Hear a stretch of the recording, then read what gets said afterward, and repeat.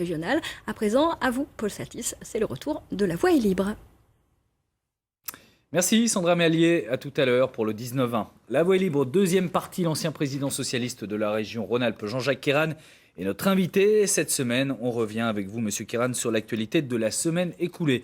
Avec d'abord la fin d'une série d'hommages aux victimes des attentats de Charlie, de Montrouge et de l'Hypercacher, avec cette cérémonie notamment très solennelle sur ce qui est devenu le symbole de la concorde nationale, la place de la République à Paris.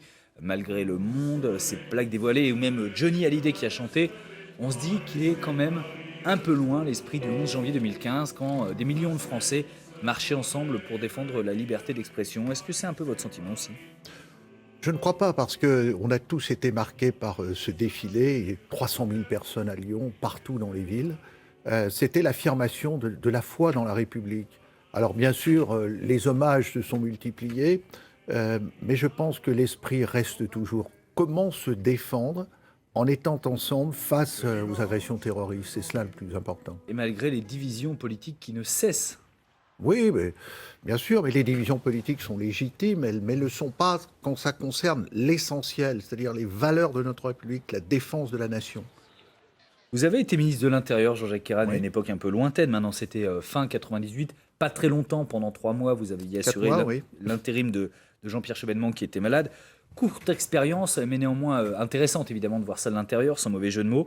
Est-ce que l'état d'urgence dans lequel la France est plongée depuis les attentats du 13 novembre reste justifié? Est-ce qu'il faut le maintenir ou est-ce qu'il faut même légiférer sur l'état d'urgence? Il faut légiférer pour lui donner une base constitutionnelle, une base légale, pour qu'on soit bien dans l'état de droit. Moi, je suis favorable à cette législation sur l'état d'urgence.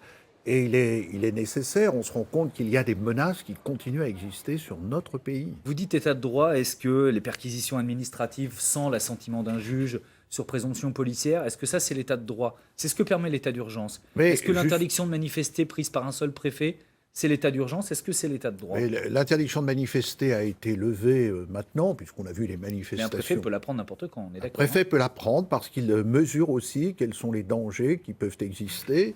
Il y a des manifestations qui peuvent être dangereuses pour la cohésion nationale. Ce n'est pas simplement l'expression légitime d'une opinion. En ce qui concerne les perquisitions, c'est aussi une façon pour ne pas se trouver démuni. Il y a un contrôle du juge administratif qui continue à s'exercer. Est-ce que, comme l'a dit l'opposition de droite, il y a une sorte de laxisme gouvernemental entre les deux vagues d'attentats, celle de Charlie puis celle du 13 novembre? Non, il y a eu plusieurs attentats, au moins 6 ou 7, qui ont été déjoués. C'est très difficile parce que nous sommes devant un terrorisme qui n'est plus un terrorisme organisé de façon verticale, mais ramifié, de réseaux très souples. Et donc, il est très difficile de pénétrer ces réseaux. Il faut faire le travail de renseignement. Il n'y a pas eu d'état d'urgence après Charlie, pourquoi? On n'aurait pas dû le faire?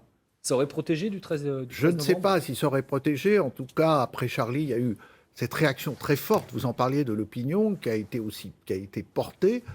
Il y a eu l'action de la police. Moi, je veux rendre hommage au service de renseignement. C'est un travail difficile.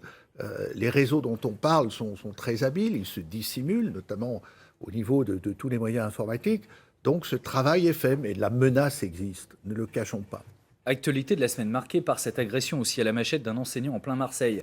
Un enseignant juif qui portait la kippa a été attaqué par un jeune homme de 15 ans, un suspect arrêté depuis et qui s'était radicalisé. S'étant suivi un vif débat au sein de la communauté juive. Le président du consistoire israélite de Marseille a appelé les juifs à retirer leur kippa pour se prémunir des agressions antisémites. Pour le président du CRIF, Roger Kuckerman, au contraire, il n'en est pas question. Mais recommander le défaitisme n'est pas une bonne solution. Au contraire, il faut résister, il faut se battre.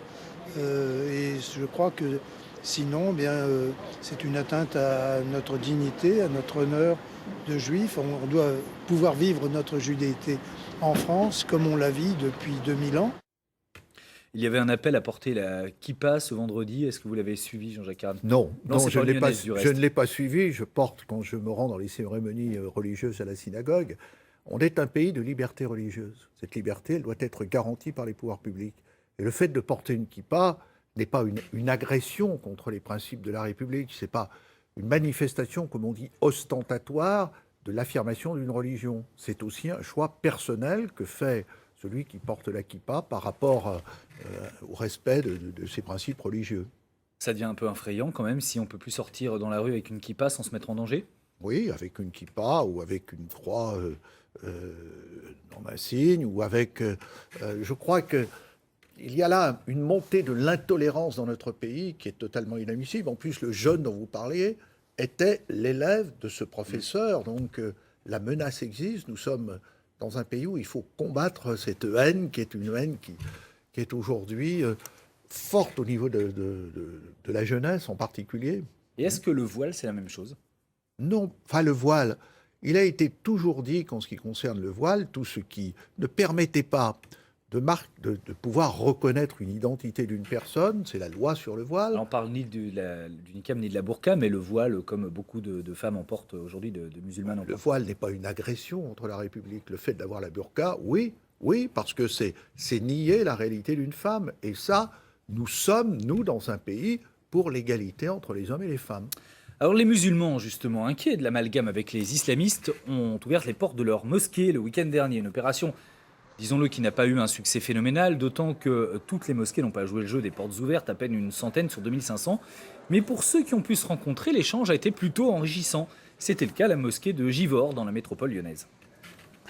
Les circonstances nous poussent à accélérer le mouvement, à accélérer le fait de nous connaître, parce qu'il faut arrêter que les autres parlent en notre nom. Oui. Voilà, c'est ça. Donc il faut que nous, on prenne les médias, il faut que l'islam réintègre sa place de religion de paix. Moi, je trouve que c'est important de faire connaissance avec des gens, ces gens, ils nous côtoient, et puis ils viennent prier. Nous aussi, on est des gens qui prions, et je pense qu'à un moment donné, on est obligé de se rencontrer. Est-ce que c'est difficile, ce dialogue ?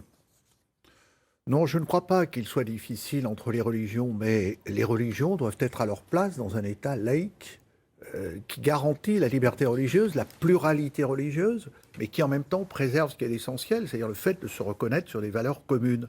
Donc que les lieux religieux soient ouverts, les églises le sont, les temples le sont, qu'ils puissent être ouverts me paraît une très bonne chose, et que ce dialogue interconfessionnel se prolonge, c'est absolument naturel dans notre société. Est-ce que les musulmans sont aujourd'hui bien représentés par le CRCM, le Conseil du culte musulman, que Nicolas Sarkozy avait instauré justement pour qu'il puisse y avoir des interlocuteurs religieux ? Nicolas Sarkozy l'a instauré, mais ça a été un très long débat depuis Pierre Joxe, Jean-Pierre Chevènement, moi-même j'ai eu à le connaître. Ça a été une façon d'organiser l'islam de France qui aujourd'hui n'est pas totalement aboutie. Ils ont une dizaine d'années, ces conseils du culte musulman, ils ont une efficacité, ça permet justement ce dialogue ? Ça permet d'avoir au moins des responsables, mais nous sommes dans une religion qui ne reconnaît pas une autorité supérieure, à la différence par exemple de la religion catholique qui est structurée avec sa hiérarchie. Donc c'est la grande difficulté. Il faudra y parvenir pour l'islam de France, oui. Dans l'actualité de la région, on retient aussi évidemment le drame des Deux Alpes, cette avalanche qui a emporté 2 lycéens du collège-lycée Saint-Exupéry de la Croix-Rousse à Lyon. Leur enseignant a été très grièvement blessé, puis placé en garde à vue. Les jeunes skiaient sur une piste fermée. La justice devra dire bien sûr les responsabilités de chacun dans ce drame. Des drames qui sont malgré tout récurrents chaque hiver. Jean-Jacques Kiran, que peut faire, le pouvoir politique pour prévenir ce genre de drame, sachant qu'à part des conseils élémentaires de prudence, est-ce qu'il faut légiférer ? Oui, j'ai connu des drames semblables. Il y a eu Villard-de-Lans l'année passée, vous vous en souvenez peut-être. On avait aussi Valmeinier, des lycéens de la région Rhône-Alpes, dans des sorties où les conditions de sécurité n'ont pas été respectées. Il faut vraiment, vraiment se dire que la montagne, pour nous, c'est une opportunité magnifique, mais en même temps que la montagne, elle présente des risques. Et on n'a pas le droit de prendre des risques. Est-ce qu'il faut mettre plus d'argent, par exemple, pour sécuriser les pistes, pour les fermer complètement ? Non, mais là, elles étaient fermées, apparemment. Moi, je ne connais pas le détail. Ces pistes étaient fermées.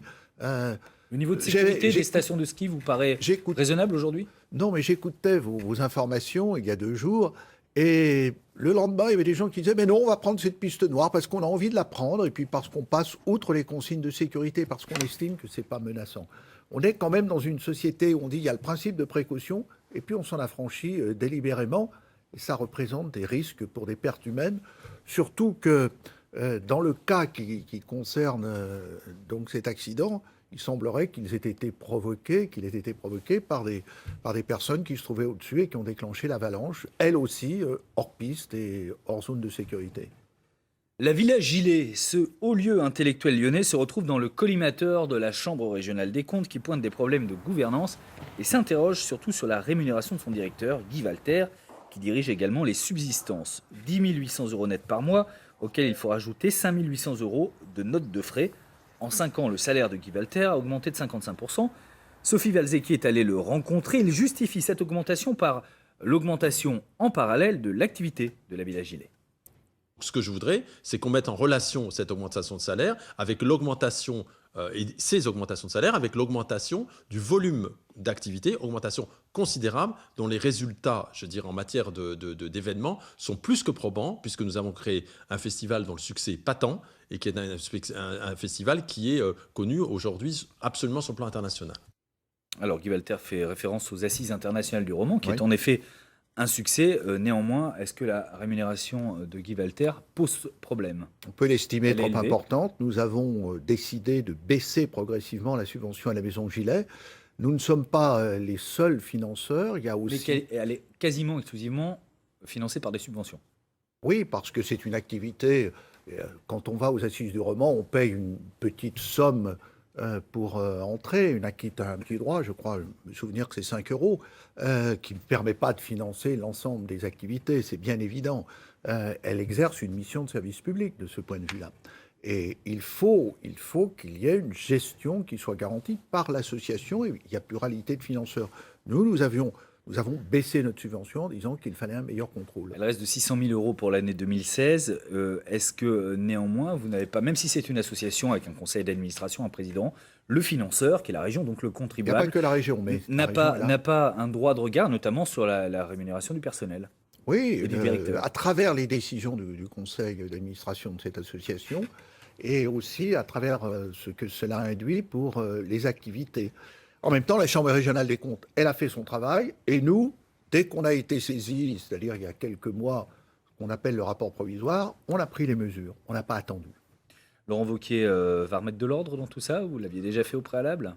Oui, il veut remettre de l'ordre un peu partout, mais écoutez, attendons, nous verrons, on jugera aux actes, ça c'est cela qui me paraît le plus important, mais en même temps, il ne faut pas détruire, parce que la Villa Gilet a un véritable rayonnement. Les Assises du roman, c'est faire venir des débats totalement passionnants. Et ça, c'est aussi important pour le rayonnement d'une ville et d'une région. Vous craignez que les économies se fassent justement sur la culture, parce que je pense que ça, quand on met des priorités, il faut pas que ce soit l'alibi justement pour taper sur la culture. On a besoin des artistes, on a besoin de l'imagination, on a besoin de la beauté, on a besoin de cette relation, surtout dans ces temps troublés. Vous ferez attention à ces baisses de subventions ? Je serai vigilant sur ces aspects. Je défendrai la culture parce que c'est un point fort et un acquis très fort de ce que j'ai fait pendant 12 ans. Merci Jean-Jacques Kéran d'être venu ce matin. Prochaine Voix est libre la semaine prochaine. Elle sera présentée par Sylvie Bosquero. Merci à tous ceux qui m'ont aidé à préparer cette émission. Pascal Denot, Marlene Levigne, Fabienne Rapatron ou encore Dominique Dumas. À la réalisation aujourd'hui, il y avait Vartan Ohanian. Vous pouvez voir l'émission en replay sur le site de France 3 Rhône-Alpes ou bien avec l'application France 3 Région. À suivre l'édition nationale du 12-13 qui vous est présentée aujourd'hui par Catherine Matoche. Je vous souhaite un excellent week-end.